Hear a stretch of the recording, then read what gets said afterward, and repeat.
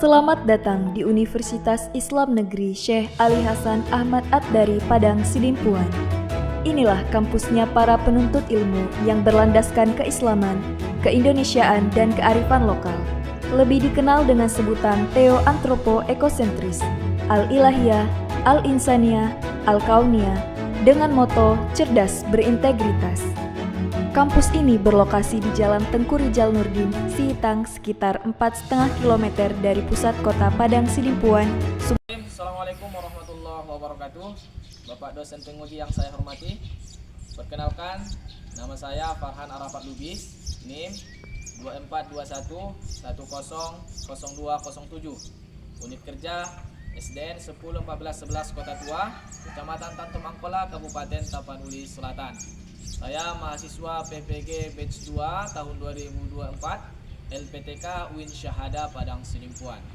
Pada hari ini, hari Kamis 30 Januari tahun 2025, saya akan melaksanakan uji kinerja praktek pembelajaran pada kelas 5 ataupun fase C dengan subtema indahnya berbagi dengan zakat. Sekian, Assalamualaikum warahmatullahi wabarakatuh.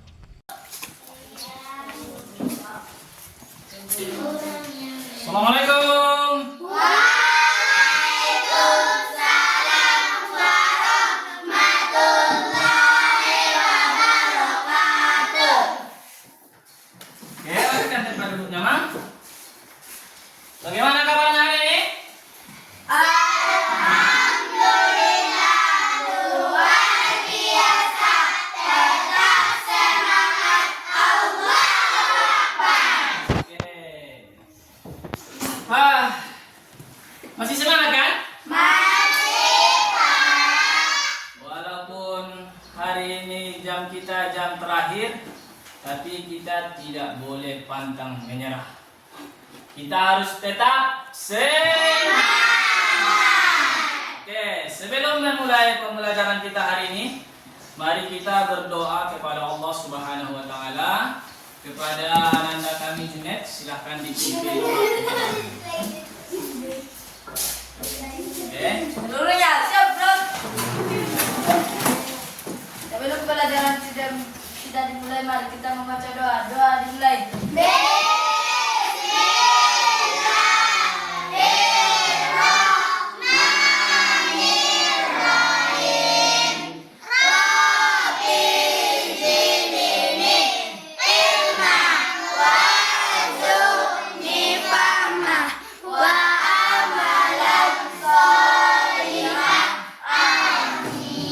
Doa selesai. Terima kasih ya kepada anak kami Junaidi. Semoga pembelajaran kita dan setiap langkah kita pada hari ini dihitung sebagai ibadah kepada Allah. Kita sebagai seorang muslim yang taat beragama harus juga cinta tanah air. Untuk itu, mari kita bernyanyi pada hari ini lagu Garuda Pancasila. Oke, untuk semua anak-anak Bapak, silakan berdiri.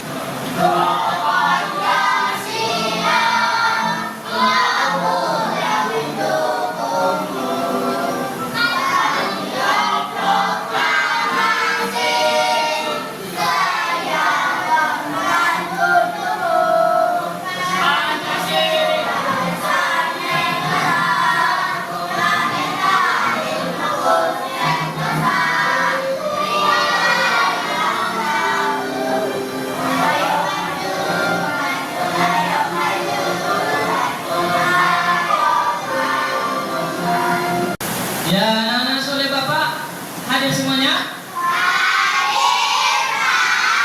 Alhamdulillah, berarti semua sehat, semangat, kuat, Allahu Akbar. Oke, sebelum kita memulai pembelajaran kita pada hari ini, mari kita amati gambar dan kutipan berikut.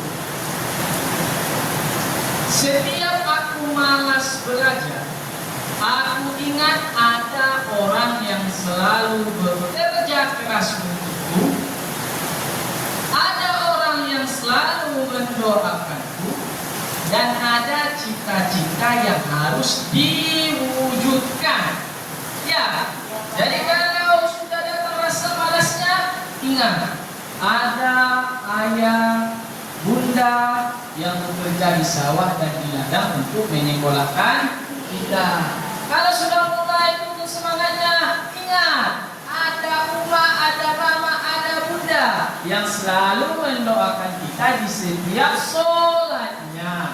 Dan kalau sudah mau malas-malas belajar, ingat ada cita-cita yang harus kita wujudkan. Ada yang cita-citanya jadi polisi, ada yang jadi dokter, ada yang jadi tentara. Maka untuk mendapatkan cita-cita itu kita harus belajar dengan semangat.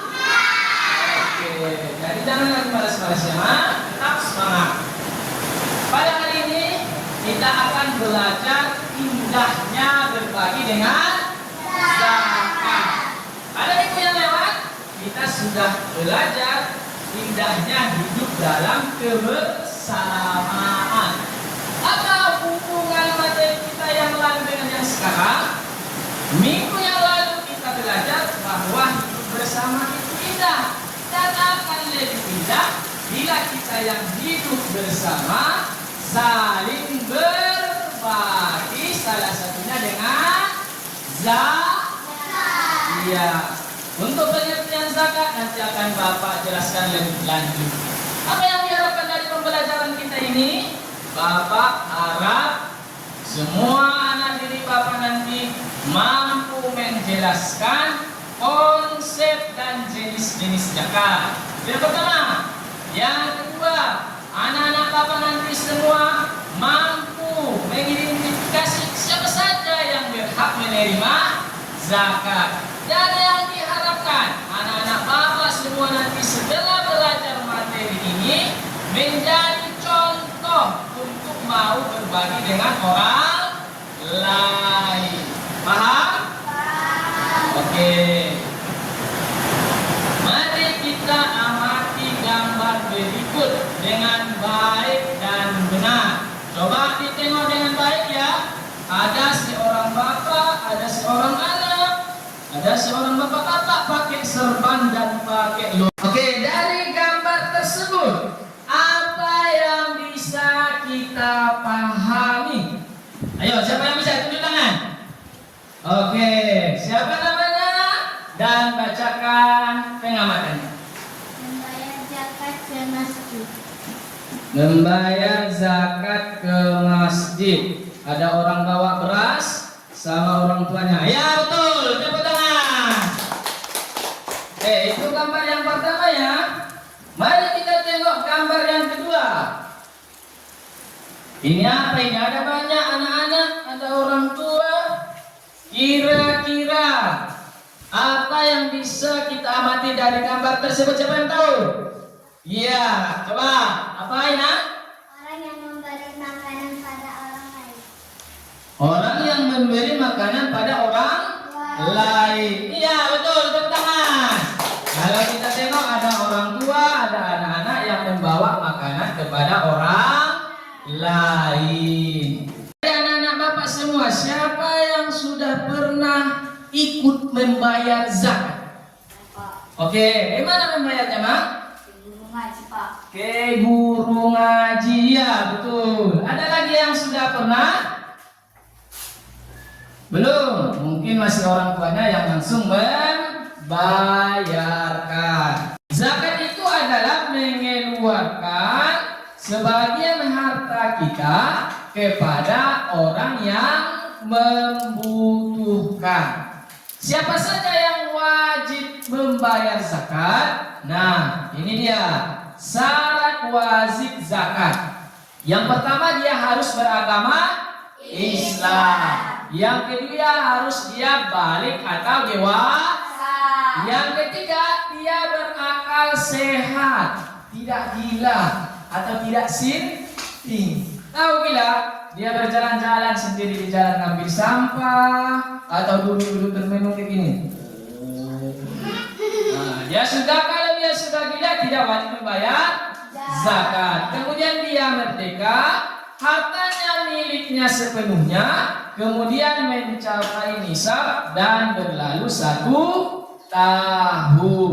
Apa itu nisab? Nisab itu adalah ukuran atau batas minimal harta yang harus kita keluarkan. Kemudian bagaimana, kepada siapa saja kita berikan zakat? Kita berikan zakat itu kepada fakir, miskin, amil zakat, mu'allaf, riqab, gharim, fisabilillah, dan ibnu sabil. Jadi yang wajib zakat itu atau orang yang mustahik zakat ada 8 golongan. Berapa? 8 golongan. Oke, apa yang pertama? Fakir. Yang kedua? Apa? Mari kita menonton video untuk melihat sesuatu yang bisa berkaitan dengan zakat ataupun hal-hal permasalahan yang berkaitan dengan manfaat zakat.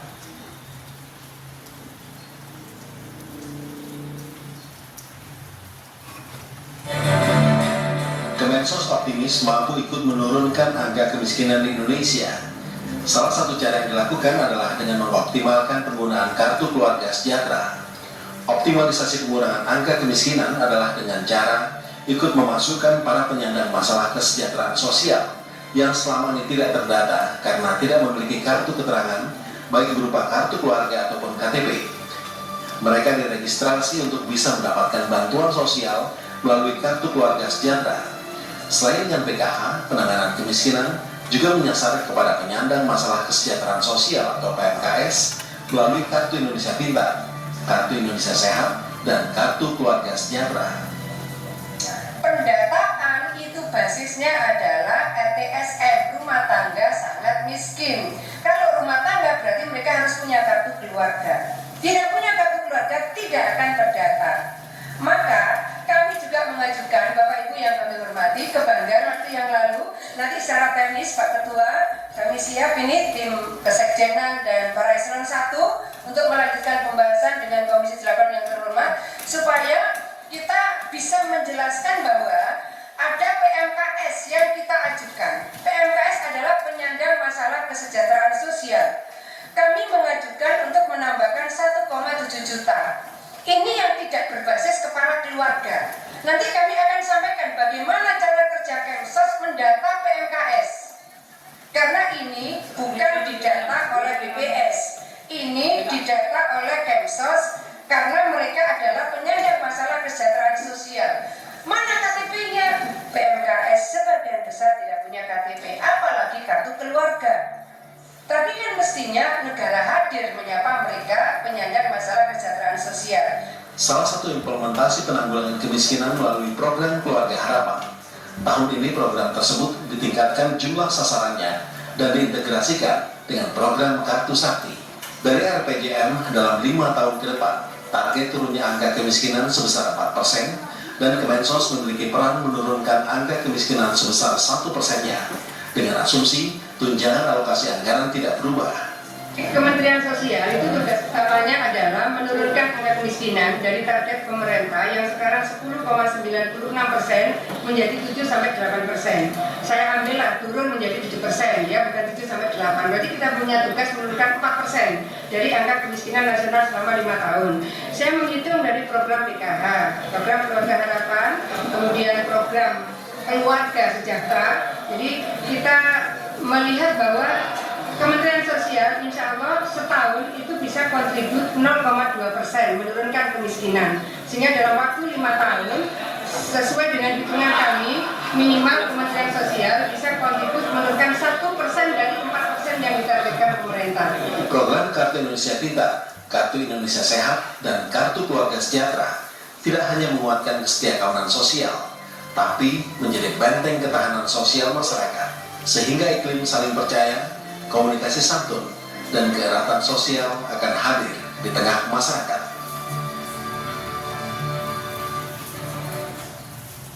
Oke, dari video yang kita amati tadi, mari kita diskusi kelompok. Diskusi kelompok. Apa yang harus kita diskusikan? Pertama, apakah masalah yang terjadi dalam video tersebut? Kemudian apa permasalahannya? Yang kedua, bayangkan jika di lingkungan sekitar kita ada beberapa keluarga yang membutuhkan. Bagaimana zakat bisa membantu mereka? Inilah tugas kita dalam mengamati permasalahan video tersebut. Untuk itu, Bapak sudah membagi kelompok. Ada 2 kelompok diskusi. Menuju kelompok masing-masing. Silakan menuju kelompok yang sudah Bapak bagikan. Oke, ya. Ya, siapa tadi kawannya? Oke, ya. Siapa si ayah tadi ke sana? Ke sana. Sana aja, Mas. Sana ya. Oke. Oke, tadi Bapak sudah sampaikan apa yang harus kita diskusikan. Yang pertama, apa masalah dari video yang kita tampilkan. Kemudian bayangkan jika ada orang di sekitar kita yang membutuhkan, bagaimana zakat dapat membantu mereka. Paham semuanya? Oke, silakan berdiskusi dengan penuh semangat. Keluarkan idenya masing-masing. Ayo. Silakanlah masalahnya ya. Apa video? Apa masalah dari video? Bagaimana kalau orang yang di sekitar kita?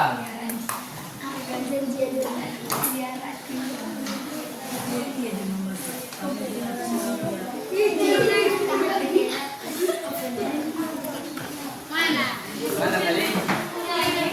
Ya.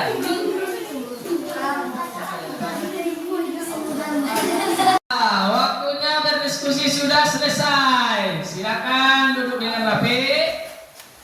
Mari kita dengarkan hasil diskusi dari setiap kelompok. Mari kita pertanyakan yang pertama kepada kelompok pertama. Siapa yang akan mewakili membaca hasil diskusinya? Oke, silakan maju ke depan.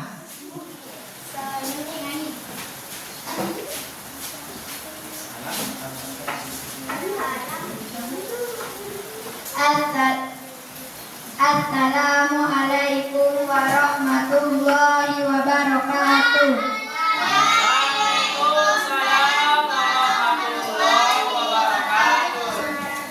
Dari permasalahan yang ada di Ulio, jika dikatakan dengan zakat, maka zakat bisa memenuhi kebutuhan pokok keluarga. Ada seorang ayah tetangga sebelah rumah kesulitan membeli beras, padahal dia punya anak kecil yang masih balita. Kalau kita mengumpulkan zakat dari teman-teman, kita bisa membantu membeli beras untuk Pak Ahmad. Zakat bisa jadi solusi bagi mereka yang lagi kesulitan memenuhi kebutuhan sehari-hari. Oke, tepuk tangan untuk kelompok 1. Ya, selanjutnya kelompok 2. Siapa perwakilan dari kelompok 2? Oke, silakan maju ke depan untuk membacakan hasil diskusinya. Assalamualaikum warahmatullahi wabarakatuh. Waalaikumsalam warahmatullahi wabarakatuh. Di kampung saya, beberapa anak yang nggak bisa sekolah karena tidak punya uang buat beli buku atau bayar SPP. Padahal mereka rajin-rajin ke sekolah. Kalau ada program zakat, pasti banyak anak yang bisa sekolah. Zakat bisa jadi kesempatan bagi mereka untuk meraih cita-cita. Oke, tepuk tangan.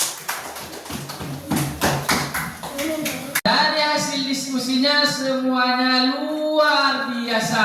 Mari kita amati gambar berikut. Inilah hasil diskusinya tadi, bahwa dengan zakat kita bisa membantu orang lain. Ada kawan kita bisa mendapatkan tas yang baru untuk pergi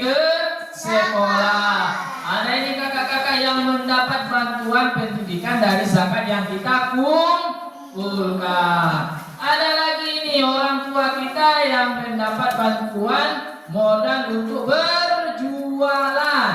Itu semua didapatkan dari zakat yang dikumpulkan dan dibagikan oleh amil zakat.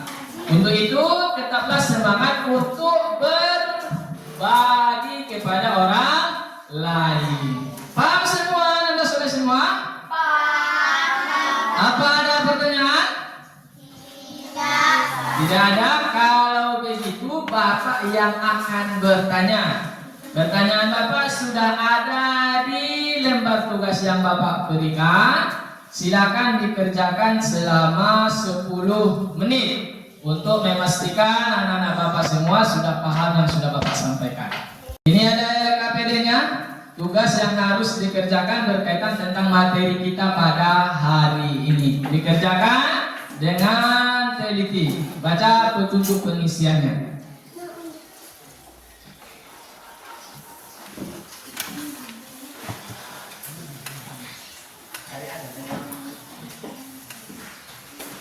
Hari ada ya?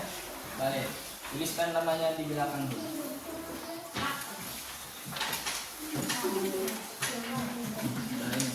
Yang tadi.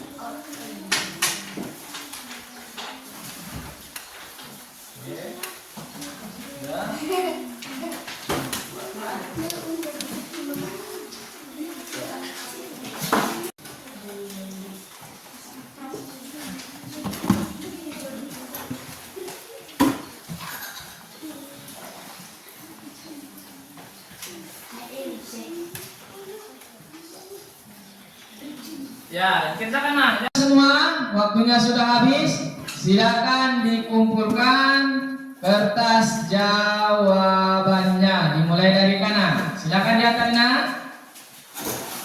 Oke.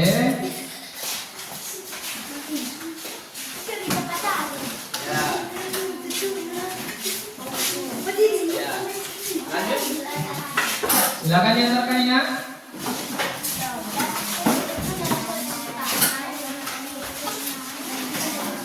Ya.